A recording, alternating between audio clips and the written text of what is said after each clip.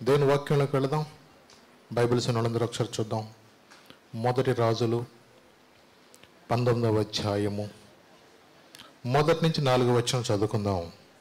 మొదటి రాజులు 19వ అధ్యాయము మొదటి నుంచి 4వ వచనాలు ఎవరైనా మైక్లో చదివిన సహాయం చేయను.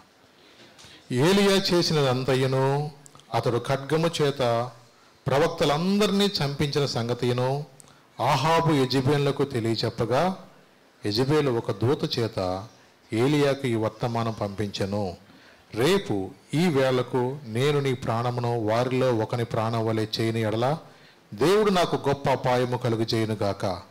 కాబట్టి అతడు ఈ సమాచారము తెలుసుకొని లేచి తన ప్రాణము కాపాడుకుంటకే పోయి యూదా సంబంధమైన బెర్షెబాకు చేరి అచ్చట ఉండమని తన దాసునితో చెప్పి, తాను ఒక దిన ప్రయాణము అరణ్యంలోనికి పోయి ఒక బదరు వృక్షం మీద కూర్చోండి మరణాపేక్ష గలవాడై, యెహోవా, నా పితరుల కంటే నేను ఎక్కువ వాడును కాను, ఇంత మట్టుకు చాలును, నా ప్రాణం తీసుకునమని ప్రార్థన చేశాను. చూడండి, ఎందుకంటే ప్రార్థనలో చేసేటప్పుడు కొన్నిసార్లు మనం వేదనతో చేస్తాము, కొన్నిసార్లు దేవుని స్తుతిస్తూ ప్రార్థన చేస్తాము.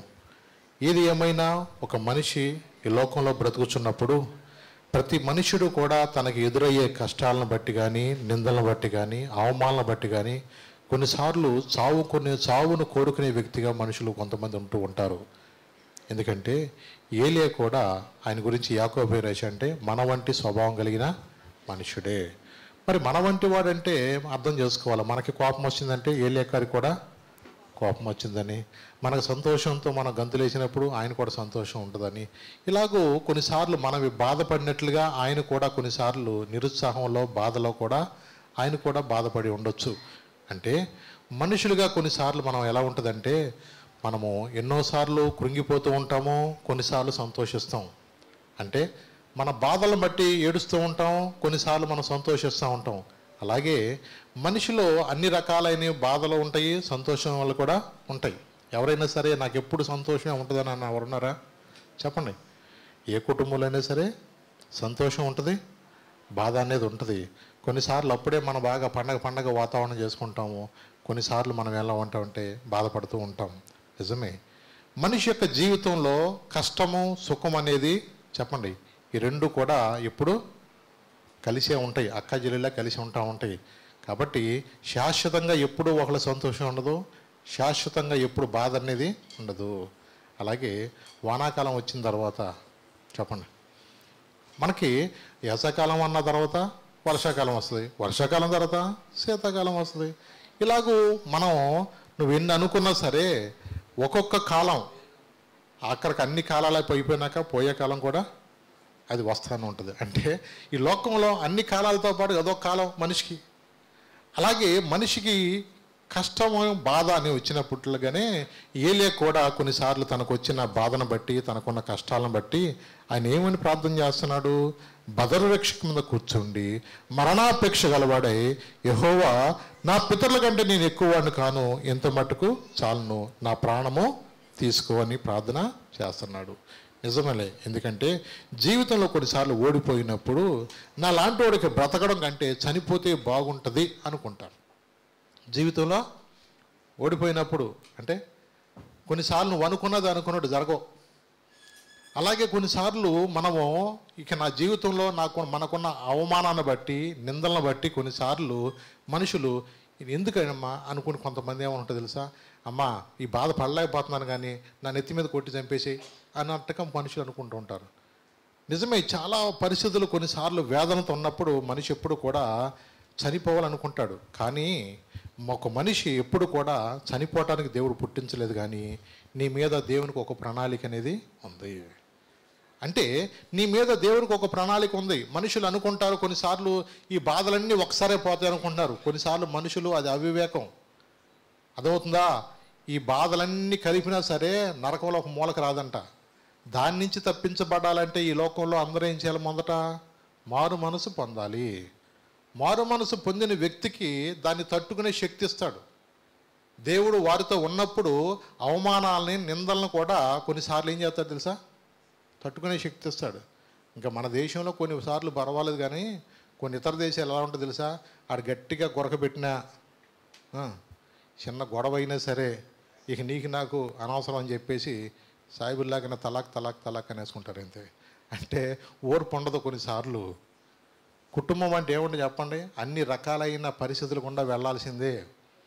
ఎలాంటి వాళ్ళైనా సరే, ఎన్ని పరిస్థితులైనా సరే కొన్నిసార్లు మన త్వరపాటు నిర్ణయాలు తీసుకోవసరం లేదు. దేవుడు తప్పకోకుండా మన జీవితంలో మనకు ఎడల ఒక ప్రణాళిక కలిగి ఉన్నాడు. అందుకని మనంతరికి మనము అనుకోం కొన్నిసార్లు, నా తలరాదు నిన్ను ఎట్ట చేసుకునేవాను. నీ తలరాదు కాదు, నీ ప్రణాళిక, దేవుడు యొక్క ప్రణాళిక నిన్ను సిద్ధం చేశాడు అక్కడ. ఆ ఎముక నీ కోసం పుట్టించాడు అక్కడ.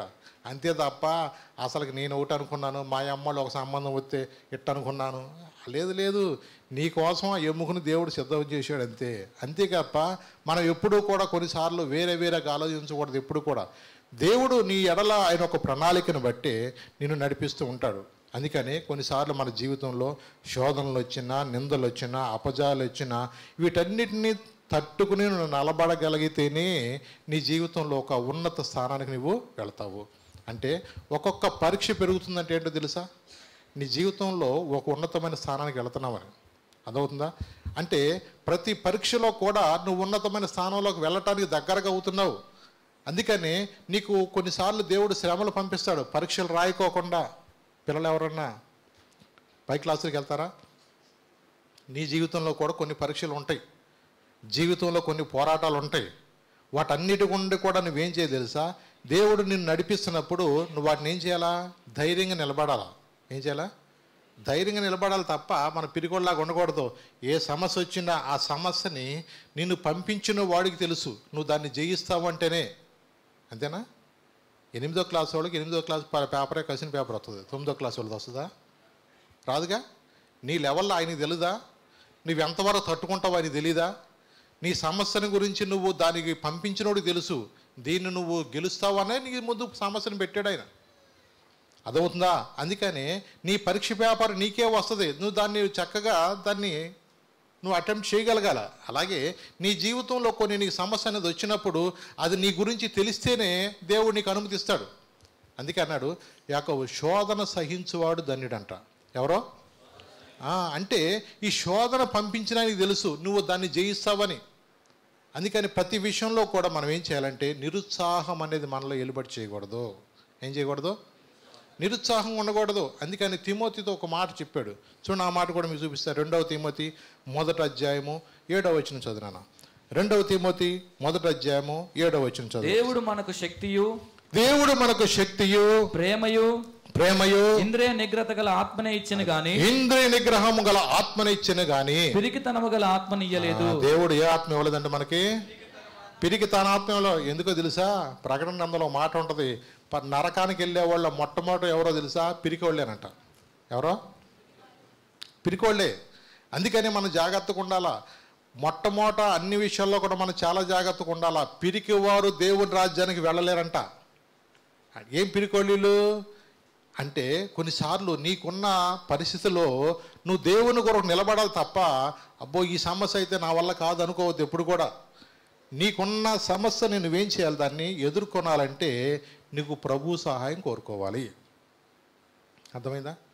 అంటే పిల్లలకి రాత్రులు అర్జెంట్ అన్నారనుకోండి, మమ్మీ అంటారు. ఎందుకు మమ్మీ అంటారు? ఆడి కొంచెం బయటికి వెళ్ళాలంటే భయం పిల్లలకి. కాబట్టి వాళ్ళు ఏమంటారంటే మమ్మీ అంటారు. మమ్మీ అన్నారప్పుడు ఏంటి వాళ్ళకి, మా అమ్మ ఉంటే చాలు, ఏం లేదు ఊరిని బయట నుంచో అంటారు వాళ్ళు. ఎందుకు? ఏదో కొంచెం ధైర్యం వాళ్ళకి. మధ్యలో పిల్లి గబుక్కున్నట్టు దూకింది అనుకో, ఆడ పేడ పైపైన లేచిపోద్ది. అందుకనే వాళ్ళకి ఏదో ఒక ధైర్యం. ఎందుకు? మా అమ్మ ఉంది. అర్థమైందా? అంటే ప్రభు కూడా మనతో ఉన్నప్పుడు నువ్వు ఎలాంటి పరిస్థితి అయినా సరే నువ్వేం చేస్తావు తెలుసా, మీలో ఉన్నవాడంట ఈ లోకంలో ఉన్నవానికన్నా గొప్పవాడు. అందుకని నీ పరిస్థితి ఏదైనా సరే హిజ్కియా వలె మందిరంలోకి పోయి ప్రార్థన చేస్తే దేవుడు అష్షూరు రాజు గొప్ప సైన్యం కలిగిన వాళ్ళు ఒక్క రాత్రి దేవదూత ఏం చేసింది తెలుసా, 185,000 మందిని హతం చేసిందంట. ఎంతమందిని అంటే నీ చేతికి మట్టి అంటుకోకుండా దేవుడు ఏదైనా చేయగలిగిన దేవుడు. ప్రగల్భాలు పలికాడు. రబ్షాకే మాటలు కానీ, అష్షూరు రాజు మాటలు కానీ, అసలు మా దేవుడు మమ్మల్ని కాపాడుతాడని కొన్నిసార్లు అనుకుంటున్నావేమో, మీ దేవుడు ఎవడొక నిన్ను కాపాడలేడు. అలాంటి మోసకరమైన మాటలు మీరు వినబాకని అన్నప్పుడు హిజ్కియాకి కొన్నిసార్లు చెమటలు పట్టాయి కొన్నిసార్లు. కానీ తన పరిస్థితి ఏంటో తెలుసా, ప్రభా నువ్వు నాతో ఉన్నావు కదా ప్రభా అంటే తనకున్న పరిస్థితి అంతా కూడా దేవుడు చెప్పుకుంటున్నాడు. మందిరంలోకి వెళ్ళాడంతే, ఏదైతే సమస్యలు తన ముందు ఉన్నాయో అవన్నీ కూడా ఉత్తరం రాసుకున్నది. దేవుని మందిరంలోకి వెళ్ళి ప్రార్థన చేశాడు. అవునండి, ఎప్పుడైతే తన నిస్సహాస్థితిలో దేవుని సన్నిధిలో ప్రార్థన చేశాడో దేవుడు జయం ఇవ్వలేదా? నిజమే.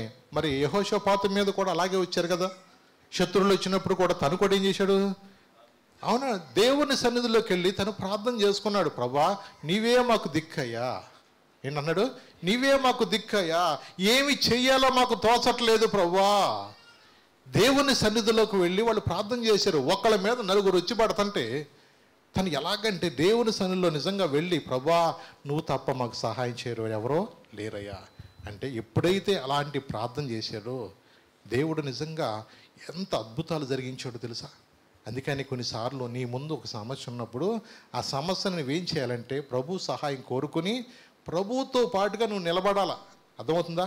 అలాగ నువ్వు జయం పొందటానికి నీ ప్రక్క నుండి సహాయం చేసేది ఆయన.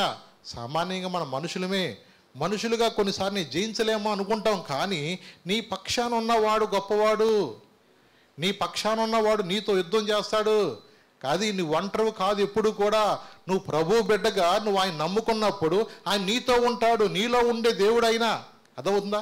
ఈ లోకంలో అందుకని కొన్నిసార్లు ఎన్ని రకాలైన సమస్యలు వచ్చినా అనేక మంది యొక్క రాజుల కథలు కానీ అనేక మంది భక్తుల జీవితాలు కానీ మన ముందు దేవుడు ఎందుకు ఉంచుతాడు? ఇవన్నీ కూడా వారి కాలములో వారిని విడిపించిన దేవుడు నీ కాలములో నిన్ను నేను విడిపిస్తానని దేవుడు మనల్ని ధైర్యపరచడానికి దేవుడు వాటిని రాసించాడు. నిజమే. ఒక స్త్రీ మాటను బట్టి, యెజబెల్ మాటను బట్టి ఏలియా అనుకున్నాడు, అయ్యా ఇంత మట్టుకు నేను చాలయ్యా, ఇక నా జీవితాన్ని ముగించుకోవాలన్న ఉద్దేశంతో అతను ప్రార్థన చేస్తున్నాడు. నా పితరుల కంటే నేను ఎక్కువ వాడిని కానయ్యా, ఇంత మట్టుకు చాలు. నిజమే. కొన్నిసార్లు ఎంత గొప్ప కార్యాలు చేసిన వ్యక్తి కూడా కొన్నిసార్లు ఒకలాంటి నిరుత్సాహం అనేది వస్తూ ఉంటుంది. నిజమే. మరి బయలు ప్రవక్తలు కానీ అషారదేవి ప్రవక్తలు కానీ 850 మంది ఒక పక్కనుంటే ఈ ఒక్కడే ఒక పక్కన నిలబడ్డాడు. అంటే 850 మందితో ఛాలెంజ్ చేసి మాట్లాడండి. ఎంత ఛాలెంజ్ చేసేది తెలుసా? నిజమేనండి. అంతకుముందు అధ్యాయంలో మీకు ఒక్క మాట మీకు జ్ఞాపం చేస్తాను. 18వ అధ్యాయంలో 20వ వచనం చూద్దాం. అక్కడ ఆహాబు ఇశ్రాయేలు వారందరి యొద్దకు దూతలను పంపి ప్రవక్తలను కర్మేలు పర్వతమునకు సమకూర్చెను.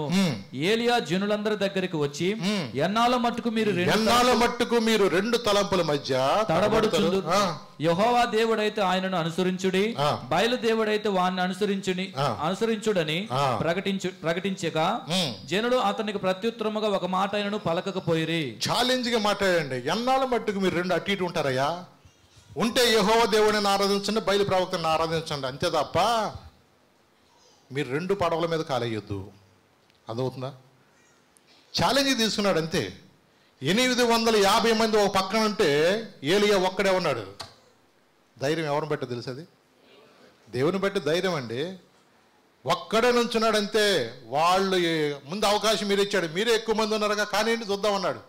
ఉదయం నుంచి సాయంత్రం దాకా వాళ్ళు చేయవలసిన దహన బలి మొక్కలుగా చేసి అగ్ని వచ్చి దహించాలి పోటీ. వాళ్ళు ఎంతగా పొద్దు నుంచి సాయంత్రం దాకా వాళ్ళు ఎంతో అడావుడి చేస్తారు. ఇంకేమీ అలవాగా. సరే మీ వల్ల కాదు కానీ నాకు అవకాశం ఉండన్నాడు అంతే. చిన్న ప్రార్థన చేశాడు అంతే. ఏం ప్రార్థన చేశాడు చూద్దాం. పక్కకు వెళ్తే మనకి అక్కడ చిన్న ప్రార్థన చేశాడు. అక్కడ 37 యెహోవా నా ప్రార్థన ఆలకించము, యెహోవైన నీవే దేవుడివై ఉన్నావని నీ వారి హృదయములను నీ తట్టుకు తిరగజేయుదువని ఈ జనులకు తెలియనట్లుగా నా ప్రార్థన అంగీకరించుము. అతడు ఎలాగూ ప్రార్థన చేయుచుండగా యెహోవా అగ్ని దిగి దహన బలి పశువులను కర్రెలను రాళ్లను బుగ్గిగా దహించి కందకమందున్న నీళ్లను ఆరిపోజేసెను. అది అంటే చేసిన చిన్న ప్రార్థన దేవుడు వెంటనే జవాబిచ్చాడు. ఎందుకో తెలుసా? కొన్నిసార్లు మనం అనుకుంటాం ఎంత ప్రార్థన చేసినా దేవుడు కార్యం చేయట్లేదు ఏంటండి అనుకోవచ్చు. ఒకటి యెషయా 59లో ఏమన్నాడు తెలుసా? రక్షింపనేరకైనట్లు యెహోవా హస్తము విననేరకనట్లు ఆయన చెవులు మందం కాలేదు, కానీ మీ దోషములు మీకును మీ దేవునికి అడ్డుగా వచ్చెను. మీ దోషములు మీ దేవునికును దేవునికి ఏమైపోయినాయి? అడ్డుగా వచ్చెను. గనుక మీ పాపములు ఆయన ముఖమును మీకు మరుగుపరచను గనుక ఆయన ఆలకింపకున్నాడు. అంటే ప్రార్థనకు మనకు జవాబు రావట్లేదంటే కారణం ఏంటో తెలుసా? మనం దేవుని ఎక్కడో దుఃఖపెట్టాము. అర్థమవుతుందా?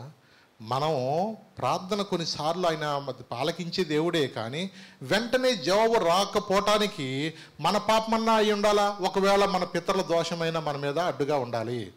కాబట్టి మనం చేయవలసింది ఏంటంటే, మనకు వ్యతిరేకంగా ఏ పాపమైతే ఉందో, ఏ శాపమైతే ఉందో దాని విషయంలో మనం ప్రార్థన చేసి, ప్రభా నా పాపమును నా శాపమును కూడా నువ్వు సిలువలో వాటిని భరించావు కదా ప్రభా, నా పాపము నేను ఒప్పుకుంటున్నాను.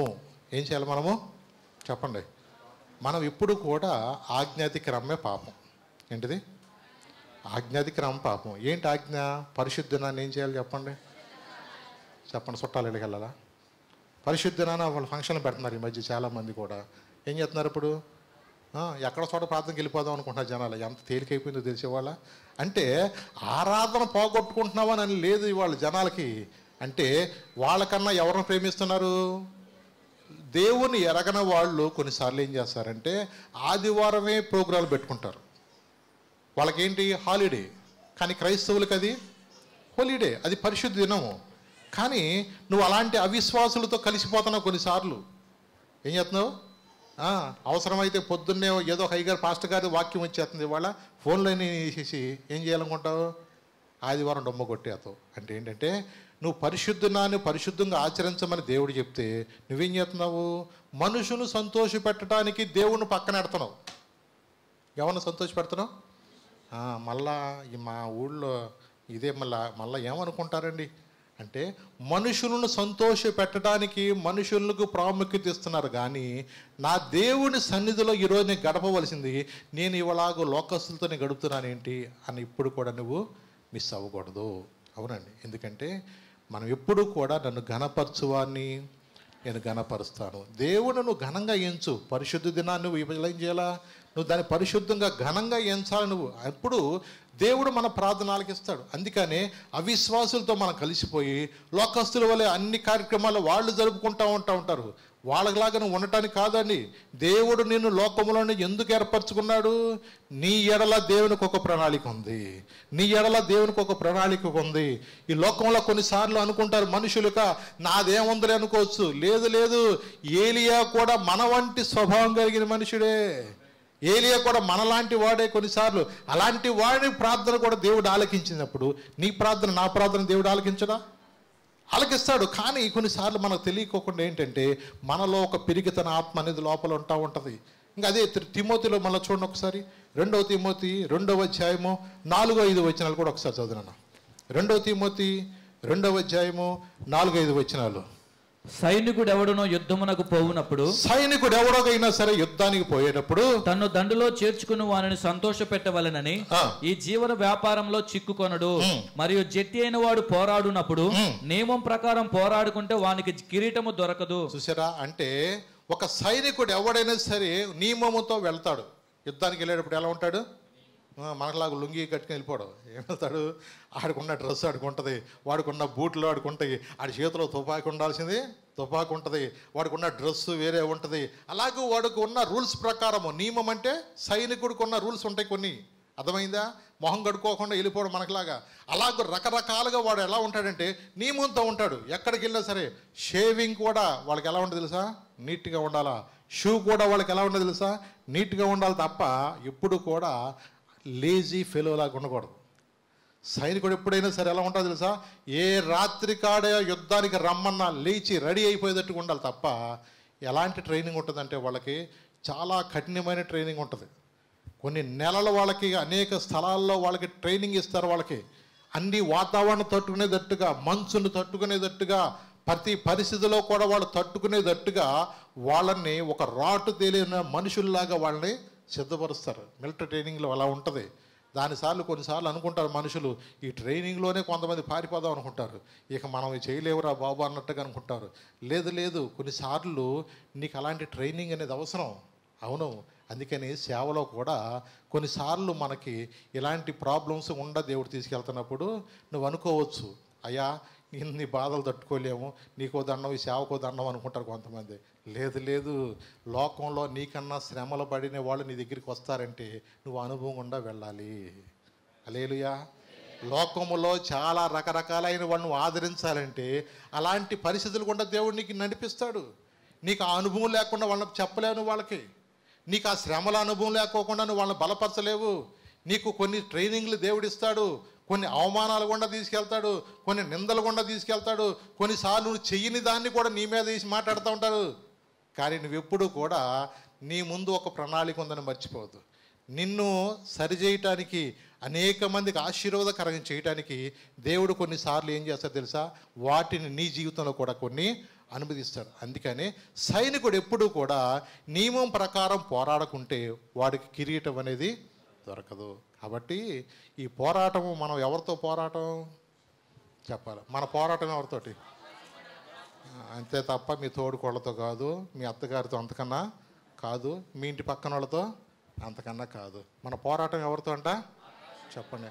ఆకాశ మండలం, దురాత్మలో వాటి యొక్క సమూహము. కాబట్టి ఈ దురాత్మలతో పోరాడాలంటే మరి నీలో ఎవరుండాలా చెప్పండి? ఒక మానవుడిగా మనం కొన్నిసార్లు జయించలేము, కానీ దేవుని శక్తి నీలో ఉన్నప్పుడు నిజమే. ఎందుకంటే కొన్నిసార్లు పెద్ద పెద్ద దైవజనులు కూడా ఏం చెప్పారంటే, పాల్ ఎంగీచెవ్ గారు ఒక మాట చెప్పారు. ఆయన కూడా దురాత్మ నీ వల్ల కాదని పోరాడుతుందంట, నీ వల్ల కాదు అంటుందంట, ఎంత చెప్పినా నీ వల్ల కాదు అందంట. దేవుడు ఆ టయానికి ఒక జ్ఞానం ఇచ్చాయంట. నిజమే, దైవా నేను మానవుడినే, కానీ నాలో ఉన్నవాడు ఈ లోకంలో ఉన్నవానికన్నా గొప్పవాడు. కాబట్టి ఆయన కార్చిన రక్తము ఎప్పుడు వ్యర్థం కాదు. యేసు నామములో ఈ వ్యక్తిని విడిచి వెళ్ళు అన్నాడంట. ఏ నామంలో? యేసు నామములో ఈ దురాత్మ ఈ వ్యక్తిని విడిచి వెళ్ళు అన్నాడంట. ఆ మాట అంటమే పడిపోయిందంట. అంటే కారణం ఏంటి తెలుసా? అన్ని నామముల కన్నా పై నామము, ఆ యేసయ్య నామంలో ఉన్న శక్తిని బట్టి ఆ దురాత్మ నిలబడలేపాడు. సాటి మనిషిగా, మానవులుగా కొన్నిసార్లు మనం కొన్ని ఏదైనా ఒక సమస్య వచ్చినప్పుడు అది మన వల్ల కాదేమో అన్నట్టు కనిపిస్తుంది, కానీ నీ సొంత శక్తి, నీ యొక్క భక్తి మీద కాదండి. ఎవరి మీద ఆధారపడాలా? దేవుని కృప కొరకు మనం ఎదురు చూడాలా. దేవుడు బలమైన దేవుడు, దేవుడు బలమైన కార్యములు నీ కొరకు చేయగలిగిన దేవుడు, నీ కొరకు ఆయన తన ప్రాణాన్ని పెట్టిన దేవుడు. నీ సమస్యను ఆయన తీసివేయలేడా? కొన్నిసార్లు ఏరియా వల్లే కొన్నిసార్లు కుంగిపోతూ ఉంటారు మనుషులు. అయ్యా ఇంత మట్టు చాలు, అయ్యా ఇంత మట్టు చాలు, ఇక మేము వెళ్ళలేము ముందుకు అనుకోవచ్చు. కొన్నిసార్లు నువ్వు ఎప్పుడు కూడా నా వల్ల కాదు అనుకోవచ్చు. నీ వల్ల కాదు ఏది కూడా. నిన్ను పిలిచిన వాడు చెప్పండి నమ్మదగిన దేవుడు. అందుకనే ఏలియా కూడా ఏమంటాడు తెలుసా? నా ప్రాణం తీసుకోమన్నాడు కానీ ప్రాణం తీసుకుంటానికి మాత్రం ప్రయత్నం చేయలేదు. అర్థమైంది నా మాట? నా ప్రాణము తీసుకోయ్యా అంటున్నాడు, కానీ ఆయన అంతటికి ఆయనే ఫ్యాన్ కూరేసుకుందామని కానీ, పురుగు ముందు తాగేద్దామని కానీ, చెట్టుకి ఏలాడేద్దామని కానీ ఏమైనా అనుకున్నాడా? లేదు, అనుకోలేదండి. తెలుసు ఆయనకి. ఎందుకంటే మనుషుల్లో దేవుడు పెట్టిన ఆత్మ అది ఒక దీపం. అంటే నరుని ఆత్మ అంట యెహోవా పెట్టిన దీపము. మరి వెలిగించేవాడు ఆయనే, దాన్ని ఆర్పేవాడు కూడా ఆయన. అంటే ఆయన వల్ల ఏదైనా జరుగుతుంది. అర్థమవుతుందా? నీ అంతటకు నువ్వేదో తొందరపడి నేను చచ్చిపోవాలనుకుంటే చచ్చిపోవు. అర్థమవుతుందా? కొంతమంది అక్కడ దాకా వెళ్ళినాక అమ్మో నూతుల కప్పలు ఉంటాయేమని కూడా వెనక్కి వచ్చిన ఉన్నారు కొంతమంది. అంటే ఏదన్నా కొన్నిసార్లు మనుషులకి చచ్చిపోదాం అనుకుంటారు, కానీ కొన్నిసార్లు అక్కడ దాకా వెళ్ళినాక వాళ్ళకి భయం వేస్తుంది. కొన్నిసార్లు అమ్మో తర్వాత ఎందుకు వచ్చింది అన్నట్టుగా. నిజమే. ఎందుకంటే దేవుడు కొన్నిసార్లు నిన్ను ఏర్పరచుకున్నాడు. దేవుని ఉద్దేశం ఏంటంటే నీ వల్ల నీ కుటుంబం అందరూ కూడా రక్షణలో నడిపించబడాలని, నీ వల్ల నీ బంధువులందరూ కూడా దేవుని తెలుసుకోవాలని దేవుని యొక్క ప్రణాళిక ఉంది. కానీ నువ్వు చేసే ప్రార్థన బట్టి సాతానికి ఎట్టుంటుందంటే, ఇది నా ప్రాణానికి అడ్డం వచ్చేసింది, ఇది అందరి కోసం ప్రార్థన చేస్తున్నాడు, ఈ సహోదరుడు అందరి కోసం ప్రార్థన చేస్తున్నాడు, అసలు ఈడే మనకు అడ్డమైపోయాడు, ఈ నెట్టగొట్టలు అయిపోయాలనుకుంటాడు.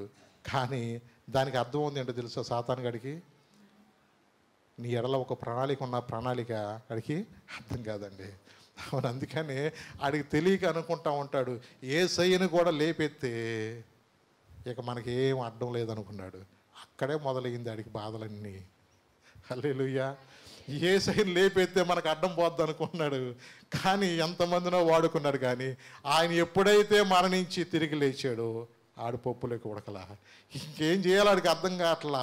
ఆ మరణాన్ని కూడా జయించి తిరిగి లేచిన దేవుడు నిజంగా ఇక సాతానికి గుండెల్లో రైలు పరిగెడుతున్నాయి. ఆయన నిజంగా ఆ దినమందు పునరుద్ధానుడై తిరిగి లేచిన తర్వాత, మరణాన్ని జయించిన తర్వాత ఇప్పుడు సాతానికి ఏం చేసిందో తెలుసా? ఇక నేను ఎవరిని కూడా చంపలేను. ఎందుకంటే పునరుద్ధానము జీవము కూడా ఆయనే. మరి ఆయందు విశ్వాసం ఉంచేవాడు చనిపోయినా కూడా బ్రతుకుతాడంట. నేను ఇంకెలా సాగుకొట్టనేగా, ఇక నా వల్ల కాదు, వెనకాల నుంచి ప్రేరేపిస్తాడు, చచ్చిపో చచ్చిపో చచ్చిపో అంటూ ఉంటాడు. లేదు, ఎందుకంటే నీ జీవితంలో దేవునికి ఒక ప్రణాళిక ఉంది. అందుకనే ఏలియా కూడా ఇలాగే అనుకుంటూ ఉన్నాడు. అనుకుంటే ప్రభు ఏమన్నారు చూద్దాం. 5 నుంచి చదువును ఒకసారి, 7 దాకా చదువు ఒకసారి. అతడు బదరీ వృక్షము కింద పరుండి నిద్రించుచుండగా ఒక దేవదూత వచ్చి అతన్ని ముట్టి, నీవు లేచి భోజనం చేయమని చెప్పెను. అతడు చూచినంతలో అతని తల దగ్గర నిప్పుల మీద కాల్చబడిన అప్పము నీలబుడ్డియు కనబడిన గనుక అతడు భోజనం చేసి తిరిగి పరుండెను.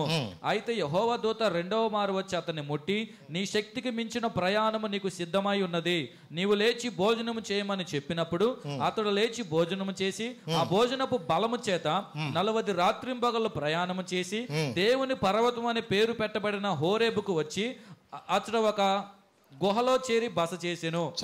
చూడండి, ఇక్కడ మనం గమనిస్తే ఏలియా తను నా పితరుల కంటే నేను పెద్ద గొప్పని కాదయ్యా, ఎంత మటు చాలుగా, నిజమే నా ద్వారా గొప్ప కార్యం జరిగించావు, అనేక మంది మరి వ్యతిరేకించిన 850 మంది నాకు అడ్డుగా ఉన్నా నేను చేసిన చిన్న ప్రార్థన బట్టి వాళ్ళందరూ కూడా లేపెట్టాక సహాయం చేసావు అని గొప్ప కార్యం అంతవరకే అనుకుంటున్నాడు ఏలియా. అర్థమైందా? కొన్నిసార్లు మన జీవితంలో కూడా అనుకుంటాం, ఎంత మడు చాలు అనుకుంటాం. లేదు లేదు, దేవుడు ఏమన్నాడు, ఏలియా నువ్వు అలా అనుకుంటున్నావేమో, నువ్వు లేచి భోజనం చేయి. భోజనం చేసిన తర్వాత దేవుడు అంటున్నాడు, శక్తికి మించిన ప్రయాణం నీ ముందుంది. హల్లెలూయా. శక్తికి మించిన ప్రయాణం నీ ముందుంది. నువ్వేమనుకుంటున్నావో, నువ్వు ఏదో ఇక్కడ వరకు 4 ఇళ్లలో సువార్త అనుకుంటున్నావు, నువ్వు దేశ విదేశాల్లో వాడబడుతున్నావు. హల్లెలూయా. నీవు ప్రపంచ వ్యాప్తంగానే వాడబడుతున్నావు అన్న సంగతి అపవాది గడికి తెలవదో. కొన్నిసార్లు నీకు నువ్వే అనుకుంటావు, ఏం ప్రార్థనలండి, ఏం లోకం అండి, ఎంత ప్రార్థన చేసినా ఒక్కడ మారతలేదు అనుకుంటున్నావు. లేదు లేదు, దేవుడు నీ ఎడల ఆయన ఒక ప్రణాళిక కలిగి ఉన్నాడు. ఆ సత్యం అనేది వాడికి తెలియదు, దేవుడు తెలుసు, పుట్టించినోడు తెలుసు అంట. అర్థమైందా? నేను పుట్టించినోడికి తెలుసు నీ ఎడల ఒక ఉద్దేశం ఉంది. మోషేను ఊరినే పుట్టించాడా? ఏలియాను ఊరినే పుట్టించాడా? అబ్రహామును ఊరినే పుట్టించాడా? ఇశ్రాయేలుగా పిలువబడుతున్న యాకోబు ఊరినే పుట్టాడు అనుకున్నారా? నువ్వు ఊరినే పుట్టావనుకున్నావా? నువ్వు అనుకోవచ్చు కొన్నిసార్లు, నాకేదో ఎవరో పిలిచారండి, ఎవరో చెప్తే నేను వచ్చాను అనుకోవచ్చు. లేదు లేదు, దేవుని యొక్క ప్రణాళిక నీ ఎడల ఉంది. దేవుని యొక్క ప్రణాళిక నీ ఎడల ఉంది. అందుకని కొన్నిసార్లు నువ్వు అనుకుంటావు, నా జీవితం నేనేం సాధించలేకపోతున్నాను అనుకుంటావు. లేదు లేదు, దేవుడు ఆయన తన చేత్తో నిన్ను పట్టుకున్నాడు. ఆయన నిన్ను విడిచిపెట్టే దేవుడు కాదు. నేను విడివాను, నేను ఎడబాయను, నిబ్బరమ కలిగి ధైర్యంగా ఉండమని చెప్పి యెహోషువను బలపరిచినట్లుగా దేవుడు. నిజమే, ఆ రోజులు అలాగే అనుకుంటున్నాడు. యెషయా కూడా అలాగే అనుకుంటున్నాడు. అనేక మంది కూడా కొన్నిసార్లు నా పరిస్థితి ఇంతే, మా ఆయన లేడు కదా నా బతికేమైపోద్ది, మా ఆవిడ లేదు కదా నా బతికేమైపోద్ది. కొన్నిసార్లు మనుషులుగా కృంగిపోతూ ఉంటారు. నీ ప్రతి పరిస్థితుల్లో కూడా అర్థమైందా, ఆయన కృంగిని వారిని లేవనెత్తే దేవుడు. ఎవరిని లేపుతాడు ఆయన? కొన్నిసార్లు నీ నిస్సహాయ స్థితిని బట్టి నువ్వు ఒకవేళ నా జీవితం ఇంతేని అనుకోవచ్చేమో, కానీ నువ్వు మోకాళ్ళు వేస్తే నిన్ను వేదన గురి చేస్తున్న సాతానుగాడు అటు నుంచి వెళ్ళిపోతాడు. కొన్నిసార్లు నువ్వు అనుకుంటావు, ఏదో ప్రార్థన అంటే వెళ్ళావు, ప్రార్థనకి వచ్చిన వాళ్ళకన్నా ప్రార్థన రాని వాళ్ళే బాగున్నారుగా అంటూ ఉంటాడు. నిజమే, అసలు నీకు ఏం కలిసి వచ్చిందని ప్రార్థనలకు వెళ్ళావు అంటాడు. లేదు, ఈ రోజున నిన్ను ఎన్ని రకాలుగా ఉంటాడు తెలుసా? ఈ లోకములో కొన్నిసార్లు నువ్వు ఆత్మీయంగా బలపడడం అపవాదికి ఇష్టం ఉండదు. ఈ లోకములో మనుషులు అనుకుంటారు, ఈ లోకంలో ఏదో మనుషులు సంపాదించామనుకున్నారు. ఈ లోకంలో ఏది కూడా నీతో రాదు. వారి క్రియలే వారి వెంట వస్తాయి. వారి క్రియలు వారి వెంట వస్తాయి అంటే ఎవరైతే ఆత్మ మూలముగా నీటి మూలంగా జన్మిస్తారో వాళ్ళే నిత్య రాజ్యానికి వారసులు. అందుకని చాలామందికి ఎలా ఉంటుంది, అపవాది ఆత్మ మూలముగా ఎదగటం నేర్పించదు వాళ్ళకి అది లేకోకుండా చాలామంది కూడా ఏమంటారంటే డబ్బే శాశ్వతం అనుకుంటారు. ఏది శాశ్వతం అంటారు? మనుషులు ధనాపేక్ష అనేక మందిలో కూడా ఈ రోజున డబ్బు డబ్బు డబ్బు అని పరిగెడుతున్నారు కొంతమంది. ఈ రోజున లేదు. ఈ రోజున డబ్బు శాశ్వతము కాదు, అదవుతుందా? ఈ లోకంలో ఎవరైనా మనతో శాశ్వతము కాదు. ఇవాళ ఎంతోమంది కూడా మనుషులు అనుకుంటున్నారు ఈ లోకమే శాశ్వతం అనుకుంటున్నారు. లోకంలో ఉన్నదంతా ఏంటో తెలుసా? నేత్రాశ, చెప్పండి, శరీరాశలు, జీవపడము. ఏదో నేను వాళ్ళకన్నా గొప్పగా ఉండాలనుకుంటున్నారు. ఏది ఎత్తుకెళ్తావు నువ్వు చెప్పు నీతోటి? ఏదన్నా నువ్వు తీసుకెళ్తావా? ఈ లోకంలో ఏదైనా సరే మళ్ళీ మంచి ఒక మినువులో ఈ పండించామని ఈ మినువు 4 గింజలు వస్తాయి నీతోటి. ఈ లోకంలో ఏది నీతో కూడా రాదు. అందుకని మనం గమనించాల్సింది తెలుసా? దేవుని పాదాల దగ్గర నువ్వు నేర్చుకోవాలి. ప్రభా, నా ఎడల నీకున్న ప్రణాళిక ఏంటో అది నెరవేర్చు ప్రభా. నీ దాసుడిని ప్రభా, నీ చిత్తమే నా బ్రతుకులో జరిగించని కృంగిపోకోకుండా మనం ఎప్పుడు కూడా ఎలా ఉండాలి తెలుసా? నువ్వు ఎప్పుడు కూడా దేవుని వైపు చూస్తూ నేర్చుకోవాలి. అవునండి. ఎప్పుడైతే నువ్వు యేసయ్య వైపు నువ్వు చూస్తావో, యేసయ్య వైపు నువ్వు కొర కనిపెట్టుకుంటావో, నిన్ను తగిన సమయంలో దేవుడు తప్పకుండా నిన్ను లేవనెత్తాడు. అవునండి. ఎన్ని శోధనలు వచ్చినాయి యేసేపు జీవితంలో చెప్పండి. ఏదైనా పొరపాటు చేసాడా పోని చెప్పండి. ఆయన ఎన్ని రకాలుగా కష్టాలు వచ్చినాయో, ఎన్ని శోధనలు వచ్చినాయో, కానీ దేవుని ప్రణాళిక ఒకటి ఉంది. ఆ ప్రణాళిక నెరవేరుస్తున్నాడు ఆయన. పక్కన చిన్నప్పుడే దర్శనం చూపించాడు దేవుడు. చిన్నప్పుడే తల్లిదండ్రులు కూడా అరే నువ్వేంట్రా మాకు పెద్ద అన్నట్టుగా మాట్లాడుతున్నారు. అన్నదమ్ములు కూడా అట్లా మాట్లాడారు. కానీ దేవుని ప్రణాళిక ఎక్కడ నాగిందా? దేవుడు చక్కగా ఆయన ఎక్కడ తీసుకెళ్ళాలో అక్కడ తీసుకెళ్ళాడు. ఆయనకి ఏ ప్రాణి హాని జరగకోకుండా దేవుడు కాపాడుతానున్నాడు. ఆయన ఒకటే నిర్ణయించుకున్నాడు, ఎలాంటి పరిస్థితి అయినా సరే నా జీవితంలో దేవునికి ఒక మహింపరచాలని ఒక నియమం పెట్టుకున్నాడు ఆయన. హల్లెలూయా. నా యొక్క కండ్లు, నా యొక్క చెవులు, నా చూపు, నా నడక, నా సర్వస్వము కూడా ఆయనకి నేను సమర్పించుకున్నాను. అంతే. ఏది కూడా నా పర్మిషన్ లేకుండా వ్యర్థమని బట్టి నా కళ్ళు చూడకూడదు, నా చేతులు వేరే వాటిని ఎక్కడ తాకకూడదు, నేను ఎక్కడ కూడా వ్యర్థమైన మాటలు కూడా నేను మాట్లాడకూడదు. అంటే దేవునికి తాను ఏం చేశాడు తెలుసా? సమర్పించుకున్నాడు. తన జీవితాన్ని దేవునికి ఎప్పుడైతే తను సమర్పించుకున్నాడో దేవుని యొక్క కార్యాలు తన జీవితంలో ప్రారంభమవటం చూశాడండి. ఎన్ని శోధనలు వచ్చినాయో, ఎన్ని అవమానాలు వచ్చినాయో, చేయని దానికి చెరసాల్లో తీసుకెళ్ళారు. ఏదైనా సరే ప్రభా నువ్వు చూస్తున్న దేవుడు ప్రభా, నువ్వు మాతో ఉన్న దేవుడు ప్రభా, నన్ను విడిబాబు, నన్ను ఎడబాయనని చెప్పిన దేవుడు అని చెప్పి చెరసాల్లో కూడా ఎంత ధైర్యంగా ఉన్నాడో తెలుసా? చెరసాల్లో కూడా గొప్ప మంచి రూల్ చేశాడు. అంతే వాళ్ళందరినీ కూడా, ఆ ఖైదీలందరూ కూడా ఎవరికి అప్పగించాడున్నారు మీరు? ఆయన జాయిన్ అవ్వటమే అక్కడ ఆర్డర్ తీసుకున్నాడు. ఏ ఆర్డర్ తెలుసా? ఈ చెరసాల నాయకులందరూ మొత్తం ఖైదీలందరూ కూడా నీ స్వాధీనంలో ఉండాలని చెప్పేశారు. వాళ్ళు ఏమనుకున్నారు? ఒక కొత్త ఖైదీ వచ్చాడు అనుకున్నారు. అక్కడికి వెళ్ళిన కాడి నుంచి అసలుకి దేవుడు ఆయనతో ఉన్న అనుభవాలు చూస్తూ ఉంటుంటే వాళ్ళకి అర్థమైపోయింది. ఎవరికి బాధ వచ్చినా ఈయన దగ్గరికి వస్తున్నాడు, ఎవరికి కళ వచ్చినా ఈయన దగ్గరికి వస్తున్నాడు. ఈలోపు పాందాయి కూడా ఒకడు వచ్చాడు, భక్షకారుడు కూడా వచ్చాడు. అన్న నాకు ఒక కళ వచ్చింది అన్న అన్నాడు. ఆడ కథ అంతా చెప్తూ ఉంటుంటే ఆడికి చెప్పేశాడు ఆ కళ గురించి. ఈలోపు భక్షకారుడు వచ్చాడు, ఆడికి ఒక కళ వచ్చింది అన్నాడు. ఆడికి వచ్చిన కళ కూడా చెప్పేశాడు. ఇద్దరు కళలు కూడా నెరవేరిపోయినాయి. అంటే జనాలకు అర్థమైపోయింది, కళ్ళోడు ఇక్కడ ఉన్నాడు, కళ్ళలు చెప్పేవాడు ఇక్కడ ఉన్నాడు, కళ్ళలకు అర్థాలు చెప్పేవాడు కూడా ఇక్కడ ఉన్నాడు. కాబట్టి దేవుడు అతనికి తోడుగా ఉన్నాడు. అతనికి వెళ్ళి ప్రతి చోట కూడా అతను ఎలా ఉన్నాడు? వర్ధిల్లుతూ ఉన్నాడు. జైల్లోకి వెళ్ళినా వర్ధిల్లుతున్నాడు, పొతిఫర్ ఇంటికి వెళ్ళినా వర్ధిల్లుతున్నాడు. ఎక్కడికి వెళ్ళినా అతని జీవితం ఎలా ఉంది తెలుసా? వర్ధిల్లుతున్నాడు. కానీ కొన్నిసార్లు మనలాంటి వాళ్ళం అయితే ఏమనుకుంటాం తెలుసా? ప్రభా నేనేం తప్పు చేసావని జైల్లో తీసుకెళ్ళారు, నేనేం పొరపాటు చేశానని చెప్పి ఇంత నీతిగా బతికినా ఏం వచ్చి పడుతుంది మీద? లేనిపోయిన నిందలు వచ్చి పడుతున్నాయి. ఈ బతికే కంటే చచ్చిపోవటం మేలు అనుకుంటారు. లేదు, దేవుడు ఒక ప్రణాళిక ఉంది యోసేపు విషయంలో. నీ విషయంలో ఒకటి అలాగే ప్రణాళిక ఉంటుంది. ఇలాంటి ఎన్ని శోధనలు వచ్చినా, ఎన్ని అవమానాలు వచ్చినా నువ్వు తట్టుకుంటావనే నీకు పంపించాడు. అది నువ్వేమో ప్రార్థన మానేసి కూర్చుంటే ఎట్ట కూర్చుంటా? అసలు నువ్వు ఇంకా నాకు ఇక నేను తలెక్కడెత్తుకుంటాను అనుకుంటాను. నువ్వు దేవునికి దూరం అయిపోవటం అపవాదికి. వాడు కోరుకున్న సక్సెస్లో వాడు సక్సెస్ అవుతున్నాడు. ఆడిని ఎప్పుడు కూడా నువ్వు తొక్కాలి. ఏ సున్నామములు వాడిని ఏం చేయాలి తెలుసా? నువ్వు ఆడిని తొక్కాలి. ప్రార్థనాపూర్వకంగా వాడిని తొక్కితే ఆడిని పప్పులేవు నీ దగ్గర ఉడకవు. అందుకని మనం ఎప్పుడు కూడా కృంగిపోకూడదు. యెషయా ఒక మాట చెప్పాడు చూడండి, 61వ అధ్యాయంలో తీయండి ఒకసారి మాట. యెషయా 61వ అధ్యాయంలో యెహోవా 3వ వచనం చదివినా 3వ వచనం చదివి. సియోనులో దుఃఖించు వారికి ఉల్లాస వస్త్రములు ధరింపజేయుటకును బూడిదకు ప్రతిగా పూదండను దుఃఖమునకు ప్రతిగా ఆనంద తైలమును భారభరితమైన ఆత్మకు ప్రతిగా స్తుతి వస్త్రమును వారికిచ్చుటకు ఆయన నన్ను పంపి ఉన్నాడు. యెహోవా తన్ను మహిమపరచుకొనున్నట్లు నీతి అను మస్తకి వృక్షములనియు యెహోవా నాటిన చెట్లని వారికి పేరు పెట్టబడును. చూసారండి, నిజంగా దేవుడు ఎంత గొప్ప ప్రణాళిక కలిగి ఉన్నాడండి. బూడిదికి ప్రతిగా ఏమేస్తాడంటండి? పూదండనండి.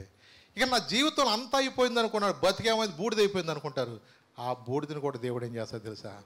పూదండగా దేవుడు మారుస్తాడంటండి. నిజమేనండి. ఏ వ్యక్తి అయితే నా పని అయిపోయింది అనుకున్నాడో దేవుడు ఎంత గొప్ప కార్యం జరిగించండి. నిజంగా దేవుడు వాళ్ళ సహోదరులు 430 సంవత్సరాలు ఐగుప్తులో ఉండడానికి దేవుడు ఒక ప్రణాళికను సిద్ధంపరిచాడు. అదవుతుందా? దేవుని యొక్క ప్రణాళికలో ఆయన నెరవేరుస్తాడు. నువ్వు అనుకోవచ్చు, నేను ఇక్కడికి ఎందుకు వచ్చానా, నేను ఎందుకు నా పరిస్థితి ఇలా అయ్యిందా, మన్నోళ్ళకి ఏంటో ఇలా ఎందుకు నా దగ్గరికి వస్తారా కొన్నిసార్లు అనుకోవచ్చు.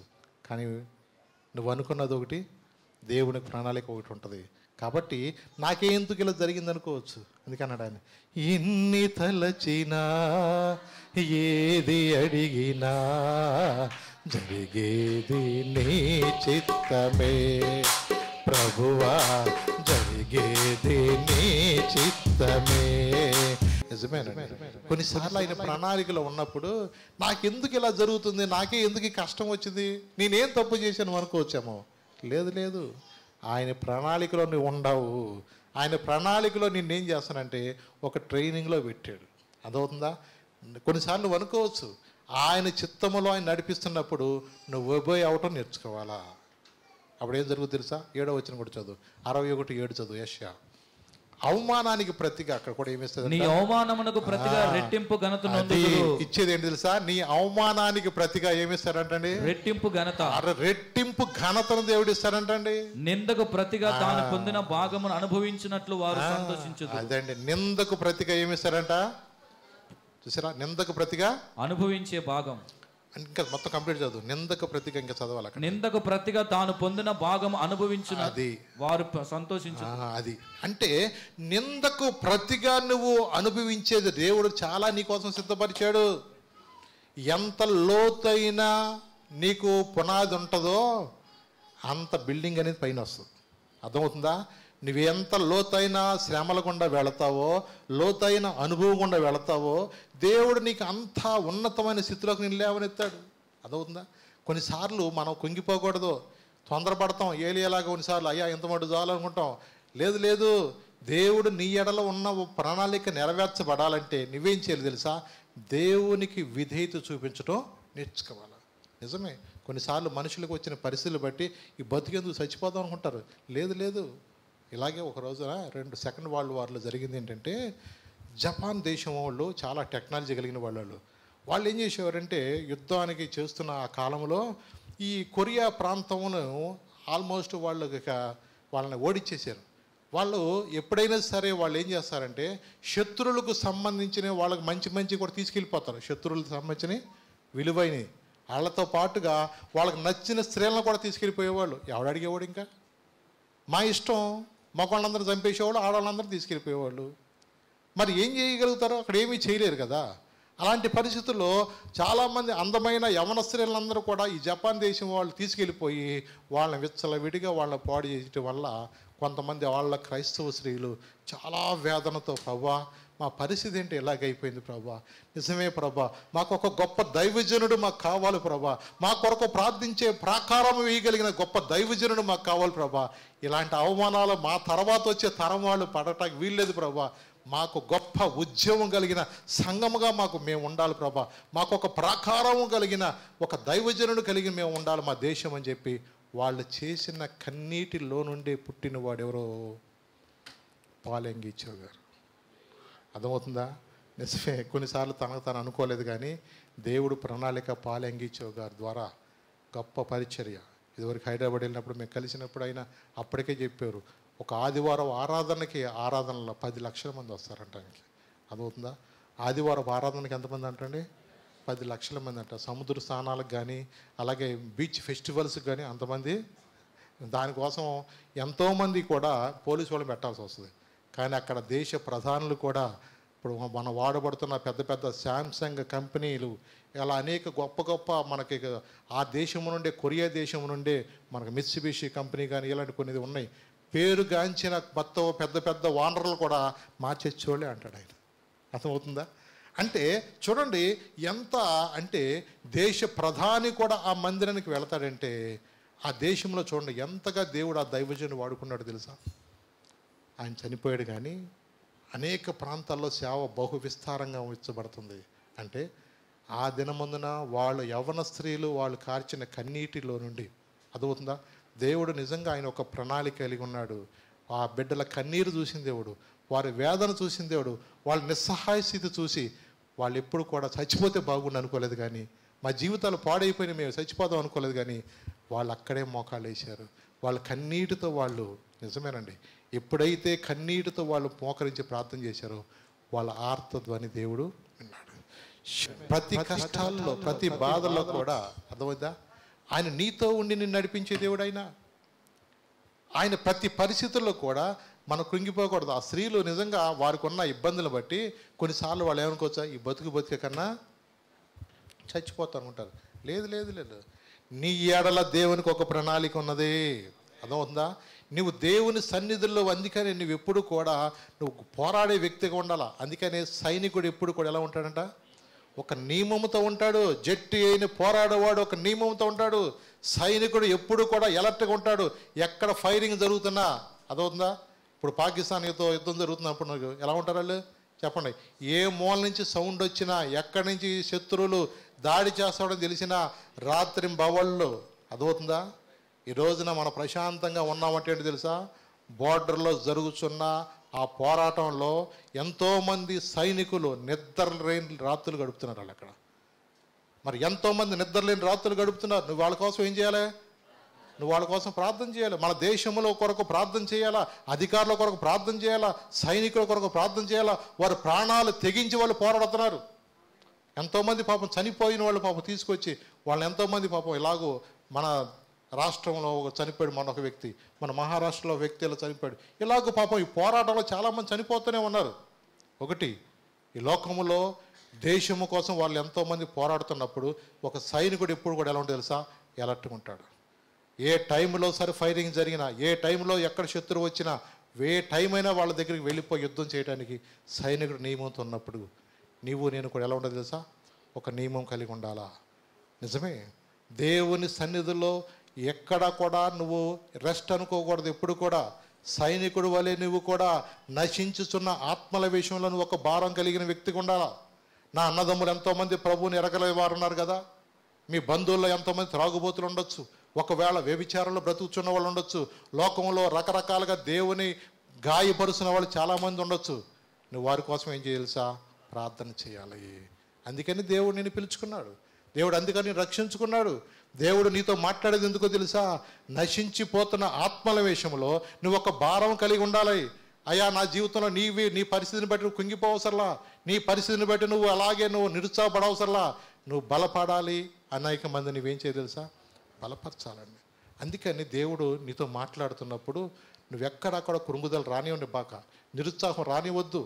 మనం ఎప్పుడు కూడా మన దేవుని యొక్క బిడ్డలుగా మనము ప్రార్థన చేయాలి.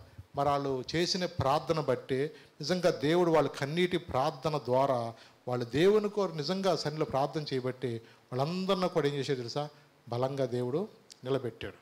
అవునండి, అందుకని మనం కూడా ఏం చేయాలి తెలుసా, అనేక మందికి ఆశీర్వాదకరంగా ఉండేవారికి ఉండాలా. అవునండి, అలాగే ఒక మాట చెప్తున్నాను, ఏలియాని ఏమన్నాడు తెలుసా, నువ్వు అభిషేకించే ప్రవక్తగా చేస్తా అన్నాడు. ఎలాంటి అభిషేకం అంట, అతన్ని రెండంతల ఆత్మ, ఎలాగంట రెండంతల ఆత్మ. చూడండి మళ్ళీ 19:16 చదవండి ఒకసారి. అభిషేకం పరిచర్య దేవుడు అప్పగించాడు ఆయనకి. ఇజ్రాయేల్ వారి మీద నిషింకుమారుడైన యోహును పట్టాభిషేకం చేయుము, నీ కుమారుగా ప్రవక్త అయ్యుటకు అబ్నేలే హోలవాడైన షాపాతు కుమారుడైన ఎలీషాకు అభిషేకము చేయుము. చూసారా, అంటే దేవుడు ఏమంటాడు, ఈయన కొన్నిసార్లు కుంగిపోతున్నప్పుడు అన్నాడు, అబ్బాయి లేదు లేదు, నువ్వు రెండంతల ఆత్మ కలిగిన వ్యక్తిగా కొంత సిద్ధపడుతున్న వ్యక్తి గురించి దేవుడు తెలుసు. అర్థమైందా? నువ్వు ఎలీషాని వెళ్ళి అభిషేకం చెయ్యి అంటున్నాడు దేవుడు. అర్థమైందా? అంటే అభిషేకించే పరిచర్య కూడా దేవుడు ఏలియాకి అప్పగించాడు. నిజమేనండి. ఎందుకంటే కొన్నిసార్లు అనుకుంటాం మన కుటుంబంలో ఇక నా తర్వాత ఎవడు లేడేమో అనుకోవద్దు. ఎప్పుడు కూడా దేవుడు నీ యొక్క పరిచర్య ద్వారా, నీ యొక్క అభిషేకం ద్వారా కొన్నిసార్లు నువ్వు అనుకోవచ్చు, ఎంత చెప్పినా ఎంతమంది మారట్లేదండి, నా ప్రయాస వ్యర్థమైపోతున్నాను అనుకుంటావు. లేదు లేదు, భూమిలో పడిన విత్తనం అనేది ఎట్ట మొలకెత్తటం గ్యారంటీనో, వాక్యం అనేది నువ్వే ఇంటికి వెళ్ళావో, ఎవరితో మాట్లాడావో, ఎవరితో సాక్ష్యాన్ని పంచుకున్నావో, ఎవరి కోసం నువ్వు ప్రార్థన చేసావో అది తప్పకుండా ఫలిస్తుంది. భూమిలో పండిన విత్తనం ఎలా ఫలిస్తుందో, నువ్వే గృహంలో అడుగు పెట్టావో, నువ్వే ప్రార్థన ప్రాకారంలో వేసావో, నువ్వు ఎవరి కోసం అయితే దేవుని పరిచర్లో నువ్వు వాడబడ్డావో అది తప్పకుండా నీ జీవితంలో ఫలిస్తుందండి. అవునా? అందుకని ఆయన దగ్గర ఎరిగినప్పుడు ఎలీషా ఆయన ఏం కోరుకున్నాడు తెలుసా? ఏం కోరుకున్నాడు ఆయన? అయ్యా, నీకు కలిగిన ఆత్మలో 2 పాళ్ళు నాకు కావాలి. నువ్వు పిలవంగానే అగ్ని వచ్చినట్టుగా నేను పిలిచి ఇంకా స్పీడ్గా రావాలి. అర్థమైందా? అలాంటి అభిషేకం నాకు కావాలి. నువ్వు ఏదైతే పొందుకున్నావో నీలో ఉన్న ధైర్యం నాకు కావాలి. 850 మంది ఒక పక్కనుంటే నువ్వు ఒక్కడ ఎలా పక్క నుంచున్నావో అలాగే 1000 మంది ఉన్నా సరే నేను ఒక్కడిని అలా నుంచుని ధైర్యపు ఆత్మ నాకు కావాలా? అవును, అలాంటి ధైర్యవంతుడు నీకు కావాలా? నీకు కలిగిన ఆత్మలో 2 పాళ్ళు నాకు కావాలి. అలాంటి కోరుకునే వాళ్ళు మనకు కావాలా? అర్థమైందా? పిరికివారు కాదని కావాల్సింది దేవుని కొరకు చనిపోటానికి సిద్ధమైన వారు కావాలండి. దేవుని కొరకు మండే వాళ్ళని సిద్ధపరచాలి. అలాంటి వాళ్ళను సిద్ధపరుస్తావని దేవుడు నీ ప్రణాళిక ఉంది. అర్థమైందా? కొన్నిసార్లు నువ్వు అనుకోవచ్చు, నేను ఈ సేవ నేను చేయలేనయ్యా, అయ్యో అనుకోవచ్చు కొన్నిసార్లు. లేదు లేదు లేదు, దేవుడు నీ విషయంలో ఒక ప్రణాళిక ఉంది. నువ్వు అడుగుపెట్టి ప్రతి స్థలము దేవుడు దీవిస్తున్నాడు. నువ్వు మాట్లాడే మాట ఎక్కడ వ్యర్థమవదో, ఒక రోజు కాబట్టి ఒక రోజున వాడికి ఆ సిట్యువేషన్లో జ్ఞాపకం వస్తుంది. నాతో మాట్లాడిన వ్యక్తి ఎక్కడున్నాడు, ఇప్పుడు నాతో మాట్లాడిన పాస్టర్ గారు ఎక్కడున్నారు? నిజమేనండి. కొన్నిసార్లు దేవుడు వాళ్ళకి దాని విలువ తెలిసేటట్టుగా దేవుడు చేస్తాడు. దానికోసం నువ్వేం చేయాలి తెలుసా? ఏం చేయాలా? నిరుత్సాహం ఉండకూడదు. నేను ఎవరికి చెప్పినా ప్రార్థనకు వచ్చినా ఎవరు మారట్లేదండి నేను చెప్పడం అనుకోబాకు. ఎప్పుడు కూడా నీ వంతు నువ్వు చెయ్యి, నీ వంతు నువ్వు ప్రార్థన చెయ్యి. నశించిపోతున్న ఆత్మల విషయంలో నువ్వు భారం కలిగి ఉండు. ఒక్క రోజున అది తప్పకుండా ఫలిస్తుంది. నిజమేనండి. ఎప్పుడైతే మనం అలాగ ఉంటామో మన కుటుంబంలో కూడా నిజంగా దేవుడు మన పిల్లల్ని ప్రవక్తలుగాను యాజకులుగాను నిజంగా వాళ్ళు అద్భుతాలు చేసేవారిగా దేవుడు వారిని వాడుకుంటాడు. అవునండి. నువ్వెప్పుడు కూడా నాది అంతం అనుకోకూడదు. నీ ముందు దేవునికి ఒక ప్రణాళిక ఉంది. అవునండి. అభిషేకించే పరిచర్య మాత్రమే కాదండి, దేవుడు ఏలియాకి ఆదరించే పరిచర్య కూడా దేవుడు ఇచ్చాడు. ఏ పరిచర్య? ఆదరించే పరిచర్య అండి. నిజమేనండి. ఎందుకంటే మనం అనుకోవచ్చు ఏలియా మరి పాత నిబంధన కాలం ప్రవక్త అనుకుంటున్నారేమో. పాత నిబంధన ప్రవక్త కాదండి ఆయన. పాత నిబంధనలో పరిచర్య చేసిన ఆయన కొత్త నిబంధనలో కూడా ఆదరించే ప్రవక్తకు వచ్చాడు. తెలుసా? టిట్ అనబాకండి. యేసుప్రభు వారు గెత్సేమనే తోటలో ఆయన మహారోదనతో కన్నీటితో ప్రార్థన చేస్తుంటే అక్కడ రూపాంతర కొండ అని అన్నారు. అప్పుడు ఏ కొండ అంటే అది? రూపాంతర కొండ అంట. అక్కడికి వెళ్ళినప్పుడు పేతురు గారు ఒకడు గమనించాడు. ఏం గమనించాడు? చూడండి ఒకసారి, మీకు రిఫరెన్స్ కూడా చూపిస్తాను. లూకా సువార్త చూడండి 9వ అధ్యాయము 30 నుంచి 31 చదివినాను ఒకసారి. లూకా సువార్త 9వ అధ్యాయము 30 నుంచి 31 చదువు ఒకసారి. మరియు 2 పురుషులు ఆయనతో మాట్లాడుచుండరి. వారు మోషే ఏలియా అనువారు. వారు మహిమతో అగపడి ఆయన యెరూషలేములో నెరవేర్చబో నిర్గమమును గురించి మాట్లాడుచుండరి. పేతురు అతనితో కూడా ఉన్నవారు నిద్రమత్తుగా ఉండరి. వారు మేలుకొనినప్పుడు ఆయన మహిమను ఆయనతో కూడా నిలిచున్న 2 పురుషులను చూచిరి. ఆ 2 పురుషులు ఆయన యొద్ద నుండి వెళ్ళిపోవచ్చుండగా పేతురు యేసుతో, ఏలినవాడా, మనం ఇక్కడ ఉండుట మంచిది. నీకు ఒకటియు మోషేకు ఒకటి ఏలియాకు ఒకటియు 3 పర్ణశాలలు మేము కట్టుదుమని తాము చెప్పినది తాను ఎరుకకే చెప్పెను. చూసారా? అంటే అక్కడ గమనించింది ఏంటో తెలుసా? యేసు ప్రభు వారేమో బాధపడుతున్నారు అక్కడ. ఆయన లోకంలో మనుషుల యొక్క పాప స్వభావం అంతా కూడా ఆయన కళ్ళ ముందు గిన్నెలో ఉంది. ఆయన ఒకటే అడుగుతున్నాడు, అయ్యా నీ చిత్తమైతే ఈ గిన్నె నా యొద్ద నుండి తొలగించయ్యా. మనుషుల యొక్క వికృతమైన చేష్టలు, పశువుల వలె బ్రతుకుతున్నారు, వరసవాయి లేకుండా బ్రతుకుతున్నారు. ఇలాంటి మనుషుల యొక్క జీవితంలో జాలి దయ లేకోకుండా ఇలాంటి లోకములో మనుషుల యొక్క పాప స్వభావం అంతా కూడా ఆయన సహించలేక తండ్రి దగ్గర ప్రార్థన చేస్తున్నాడు. తండ్రి, నీ చిత్తం అయితే ఈ గిన్నె నా యొద్ద నుండి అయినా ప్రభా, నీ ప్రణాళిక నా ఎడలు నెరవేర్చాలని నన్ను ఈ లోకాన్ని పంపించావు కదా ప్రభా, నీ ప్రణాళిక నెరవేర్చు ప్రభా, నీ చిత్తమే జరిగించాయా. బాధపడుతున్నాడు, ప్రార్థన చేస్తున్నాడు. ఇలాంటి బాధలో ఆ ప్రార్థన రూపాంతర అనుభవం పొందడం అంటే ఏంటంటే, దేవుని యొక్క సన్నిధి, దేవుని యొక్క ప్రకాశమైన వెలుగు అక్కడ కనపడుతున్నప్పుడు ఆ వెలుగులో ఇవన్నీ గమనించాడు పేతురు గారు. ఏం గమనిస్తున్నాడు అక్కడ? మోషే, ఏలియాలు వచ్చి ఈయనతో మాట్లాడుతున్నట్లుగా గమనించారు. అంటే ఈయన నా ప్రియకుమారుడు, ఈయన యందు నేను ఆనందించున్నాను. ఇలాంటి మాటలన్నీ వింటున్నప్పుడు పేతురు గారికి అర్థమైపోయింది, మనం ఎక్కడే ఉంటే మంచిది. అయ్యా, మోషే గారికి ఒక పర్ణశాల కడదామయ్యా, ఏలే గారికి ఒక పర్ణశాల కడదామయ్యా, నీకు ఒక పర్ణశాల కడదామయ్యా, ఇంకా నాకు ఒకటి అనేవాళ్ళం నేనైతే. అంటే చూడండి, మనుషులుగా నిజంగా వాళ్ళు ఎలా ఉన్నా తెలుసా? దేవుని యొక్క సన్నిధిని చూసినప్పుడు ఆ ఆనందంలో దేవుని మహింపరుస్తూ, దేవుని గణపరుస్తూ వాళ్ళు నిజంగా దేవునికి ఎంత గొప్ప మహిమ చూసారా? అవునండి. ఎప్పుడు కూడా ఆ సన్నివేశాన్ని బట్టి చూసినప్పుడు వాళ్ళు కుంగిపోలేదండి, నిరుత్సాహం రాలేదు. అంటే ఆదరించడానికి వచ్చాడు అక్కడ. ఎలా వచ్చాడు అక్కడ ఆయన? అంటే యేసు ప్రభువుని ఆదరించడానికి వచ్చి ఏమని చెప్పడానికి వచ్చాడు? అయ్యా, సామాన్యుడుగా ఉన్న నన్ను ఈ బాధల నుంచి చచ్చిపోదాం అనుకుంటే, ఏలియా నీకు శక్తికి మించిన ప్రయాణం ఉంది, నువ్వేంటో చనిపోవాలనుకుంటావేంటి? నాలాంటి వాడిని బలపరిచి, అయ్యా గొప్ప పరిచర్య నా ద్వారా జరిగించాడు కదా అయ్యా, నువ్వు దేవుని కుమారుడు అయ్యా, నువ్వు సామాన్యుడు కాదయ్యా, నువ్వు దేవుని కుమారుడు అయ్యుండి అయ్యా నువ్వు అలా బాధపడబాకయ్యా, నిన్ను ఎప్పుడు కూడా తండ్రి విడిచిపెట్టడు. ఆయన అంటున్నాడు స్వరము, ఈయన నా ప్రియకుమారుడు, ఈయన యందు నేను ఆనందించున్నాను. నీ యందు తండ్రి ఎంత ఆనందిస్తున్నాడయ్యా, కృంగిపోకయ్యా, నిరుత్సాహపడవకయ్యా. నిజమే, కొన్నిసార్లు ఆదరించడానికి కూడా ఎవరిని పంపించాడు తెలుసా? ఏలియాని కూడా దేవుడు పంపించాడు. నిజమే, కొన్నిసార్లు అనుకుంటాం నా జీవితం అయిపోయింది, నా పరిచయం అనుకోవచ్చు. కొన్నిసార్లు లేదు లేదు, నీ ఎడల దేవుడికున్న సంకల్పములు బహు విస్తారంగా ఉన్నాయి ఆయనకి. ఆయన ఎడల నీకున్న ఉద్దేశాలు బహు విస్తారంగా ఉన్నాయి. కొన్నిసార్లు మనం కొంగిపోవ అవసరం లేదండి. చూసారా, ఆయన ఆదరిస్తూ ఆయన ధైర్యపరుస్తూ ఉన్నాడండి.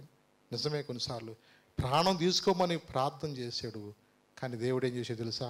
ఆయన మళ్ళా ఇప్పుడే కాదయ్యా, నీ కొరకు ఎంతో ప్రణాళిక ఉందని దేవుడు ఆయన్ని ఎంతగానో బలపరిచాడు. నిజమే, కొన్నిసార్లు మనం కూడా మన పరిస్థితిని బట్టి మనం కృంగిపోవసలేదు, కానీ నీ కన్నీటిని తుడవగలిగిన దేవుడు, నిన్ను ప్రోత్సహించే దేవుడు, అలాగే కొన్నిసార్లు నేను ఆదరించే బాధ్యత నీ భుజాల మీద కూడా దేవుడు ఉంచాడు. ఎన్నో కుటుంబాలను నువ్వు బలపరచాలా, ఎన్నో కుటుంబాలను ఆదరించాలా, ఎన్నో కుటుంబాల వేదనతో ఉంటారు. నీ బంధువులు, నీ అన్నదమ్ములు, రక్త సంబంధులు చాలా వేదనతో ఉంటారు. వారి కొరకు ప్రార్థించే వ్యక్తిగా దేవుడు ఉండాలని కోరుకుంటాడు. ఎప్పుడు కూడా నీ సొంతగా నువ్వు ఆలోచించి నా జీవితం ఇంతే అనుకోవసరం లేదండి. నిన్ను పిలిచినవాడు నమ్మదగినవాడు, నిన్ను విడువను, నిన్ను ఎడబాయని చెప్పిన దేవుడు, మాట ఇచ్చిన దేవుడు, నెరవేర్చే దేవుడు. మనం కుంగిపోవసరం లేదు. లేచి నిలబడదాం, చిన్న ప్రార్థన చేసుకుందాం, ప్రభుతో చెప్దాం. ప్రభా, ఏ విషయంలో కూడా నేను భయపడనివద్దు ప్రభా, ఏ విషయంలో కూడా కృంగిపోనివద్దు ప్రభా, నేను ఎక్కడ నిరుత్సాహం నాలో ఏలుబడిచేనదు ప్రభా. పరిశుద్ధాత్ముడా నీకు వందనాలు ప్రభా. ఈ దినమందు ఏలే జీవితాన్ని బట్టి నాతో మాట్లాడిన దేవా నీకు వందనాలు ప్రభా. ఎంత గొప్ప దేవుడు మాకున్న ప్రభా నాయన, నీ ప్రేమకు వందనాలు ప్రభాతని నాయన, నీ ప్రణాళికకు వందనాలు ప్రభాతని. ఏలి అనుకున్నాడు ప్రభా, అయ్యా నేను నా పితరుల కంటే ఎక్కువ వాడిని కాను ప్రభా, ఇంత మట్టుకు చాలును అనుకుని చనిపోవాలనుకున్నప్పుడు కూడా ప్రభా లేదు, దేవదూతలను పంపించి ఆహారాన్ని పంపించి నీకు శక్తికి మించే ప్రయాణం నీ ముందుందని చెప్పి 40 పగలు 40 రాత్రులు కూడా నడిచి వెళ్ళేటప్పుడు ప్రభా. తండ్రి నీకు వందనాలు ప్రభా. మా విషయంలో కూడా నీకున్న ప్రణాళికను బట్టి వందనాలు తండ్రి ప్రభా. మా ఎడల నీకున్న సంకల్పములో, నీ ఉద్దేశంలో నీకు వందనాలు ప్రభా తండ్రి. నీ కృపలో మమ్మల్ని జ్ఞాపకం చేసుకుని ప్రభా. పరిశుద్ధాత్ముడా నీ ప్రేమకు వందనాలు ప్రభా. మమ్మల్ని విడిచిపెట్టొద్దు ప్రభా, మమ్మల్ని దాటిపోవద్దు ప్రభా తండ్రి. అయా నాయన, ఈ మధ్యాహ్న సమయంలో నీ సన్నిధి మాతో ఉంచి మమ్మల్ని నడిపించు ప్రభా తండ్రి. ప్రతి బిడ్డ హృదయం ఎరిగిన వాడు కనుక ప్రభా, ప్రతి బిడ్డ అంతరంగం ఎరిగిన వాడు కనుక ప్రభా. ఎవరు నిరుత్సాహం అనేది వెలువడిచేది, ఎవరు కృంగిన వారికి ఉండవద్దు ప్రభా, ఎవరు అవిశ్వాసం ఉండవద్దు ప్రభా తండ్రి. నీ వైపు చూస్తూ ముందుకు సాగే వారికి సహాయం చేయండి. గొప్ప దేవుడా, గొప్ప కార్యాలు మీరు జరిగించు ప్రభా తండ్రి. దేవా మీరే మాతో మాట్లాడి మమ్మల్ని బలపరచ, నీ గొప్ప కార్యాలు ఇంకనూ జరిగించమని యేసు నామమున అడుగుచున్నాను తండ్రి. ఆమేన్, ఆమేన్, ఆమేన్.